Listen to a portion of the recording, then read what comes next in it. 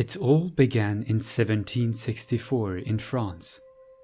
On the 30th of June, a young girl's body has been discovered, half-eaten.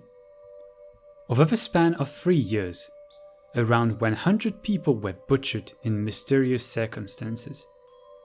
Rumors started spreading. A terrifying beast was killing people all around the French region of Gévaudan. It is often said that behind every legend is a truth. It can sometimes be very hard to separate facts and fiction when studying history, for time erases details and the stories do not always carry out through generations. Some stories, though, have such a high impact on those who lived through them that they endure and keep being told even centuries later. Today's story is one of those. A tale in which facts and legends are mixed. A set of events that terrified people all over France and still to this day fuels research and fiction as far as in Japanese mangas and video games. Follow me on this trip in the steps of the Beast of Gévaudan.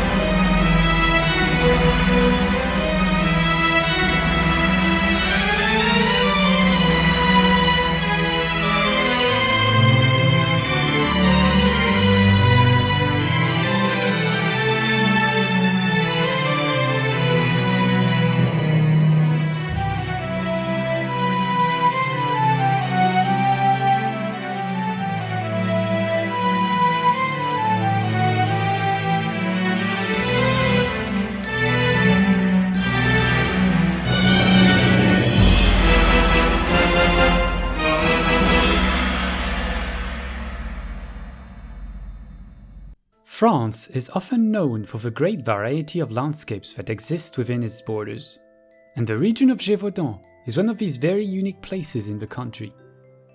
Born from the fury of the earth, this place is made of small mountains covered in dense pine forests.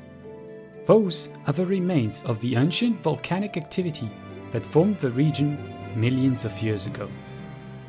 The dark rocks create geometric formations like columnar jointings.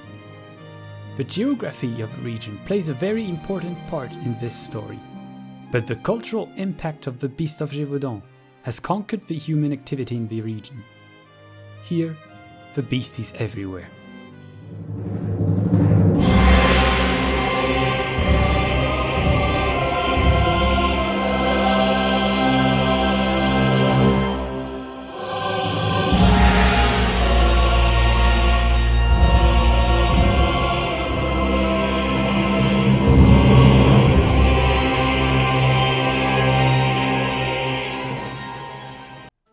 Stories of various animal attacks all around the world are rather common, but what made the Beast of Gévaudan story special is the mystery still surrounding the facts.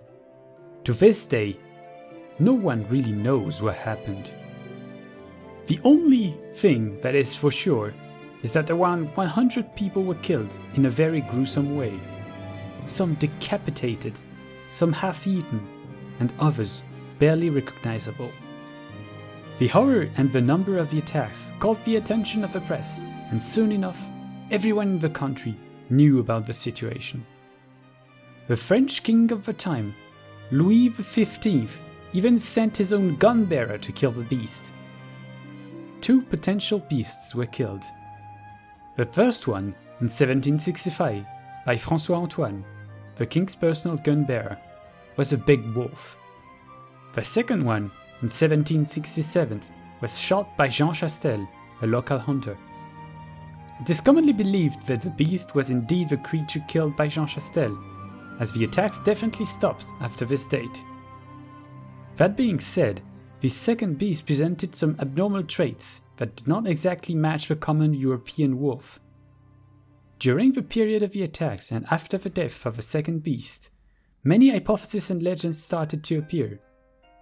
18th century France was a highly Christian country, and many thought the beast was a creature sent by God to punish them for their sins.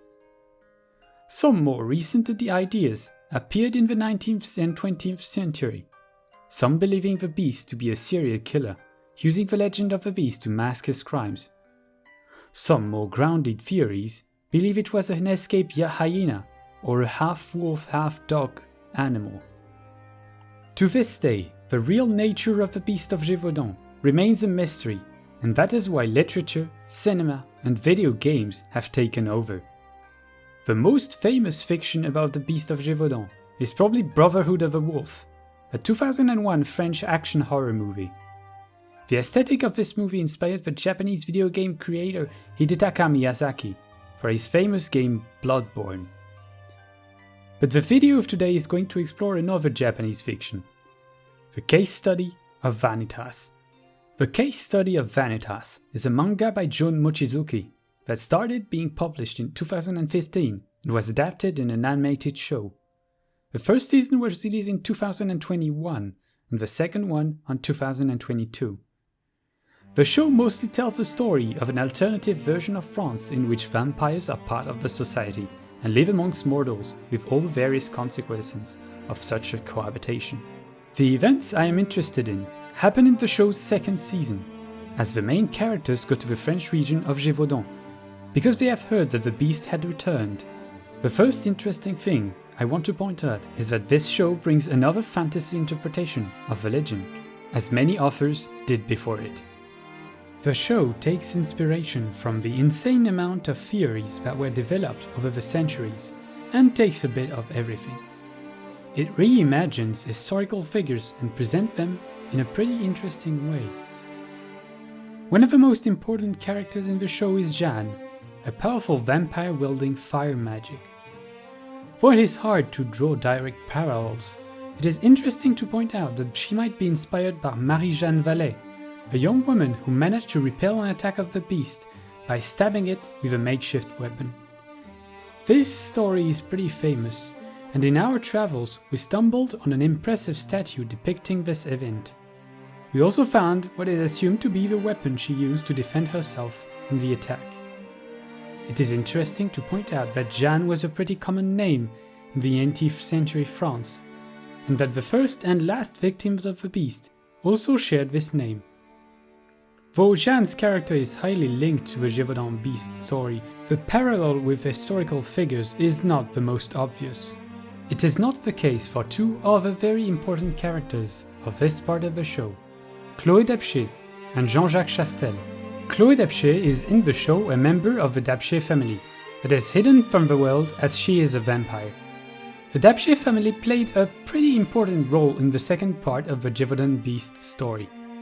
The young Marquis Jean-Joseph Dapché was the one who organized the hunt for the second beast. In fact, they are linked to the Chastel family as they organized the final hunt that ended up killing the second beast. The character of Chloé Dapché has no direct real-life counterpart, but it is not so surprising. The most interesting character when it comes to the real event is Jean-Jacques Chastel. Jean Chastel was the man who shot the second beast, but there is no mention of a Jean-Jacques Chastel. However, some 20th century books suggested one of Jean Chastel's sons was responsible for the attacks. His name was Jean-Antoine Chastel. Jean-Jacques Chastel is probably inspired by these 20th century interpretations of the real-life figure of Jean-Antoine Chastel. His father Jean Chastel makes a brief appearance in the show, but he does not have a very important role. The show also features warrior priests hunting the beast. Though this is pure fantasy, it is important to mention that the region of Gévaudan was a highly Catholic region, and members of the church had a high influence on the population at the time. In December 1764, the bishop of the city of Mende said the beast was a punishment sent by God to punish people for their sins. He wrote a long text that was sent all around the country of Gévaudan and read to the population, asking people to pray and repent constantly. There is also a brief scene showing the French dragon, as in the first place it was some light infantry units that were sent to deal with the beast, not hunters. This also shows that the story of the case study of Vanitas rearranges the facts and the events to better suit the story. Nothing wrong with this approach, but it is important to remind it. Some important and recognizable places are shown, like the city of Sog, and the general appearance of the region is pretty well depicted in the show, with small hills everywhere and dense pine forests.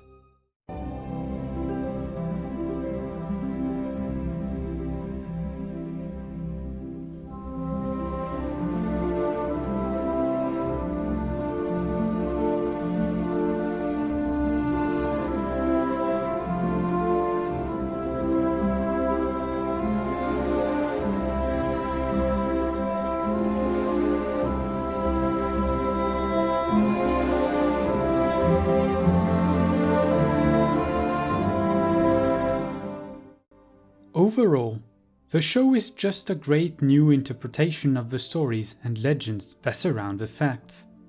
It is impressive to see that such a story keeps fascinating people hundreds of years after the events. It is important to know that the Beast of Gévaudan story is still used today by some people in political debates, especially when it comes to the reintroduction of the wolf in France. Both sides of the argument use different interpretations of this story to serve their points of view. Some of those who oppose the return of the wolf use the Beast of Gévaudan to generate fear, implying that all wolves are dangerous for men and that the reintroduction of the wolf could cause a great number of deaths. On the other side, some people claim wolves never attacked humans in the past and tend to blame the deaths on killers or other animals. Both sides are biased and generally ignore the historical research and the basic elements of wolf biological behavior. Out of all of this, there is one sure thing. The Beast of Gévaudan story is far from being forgotten and will probably keep fueling our imagination for quite some time.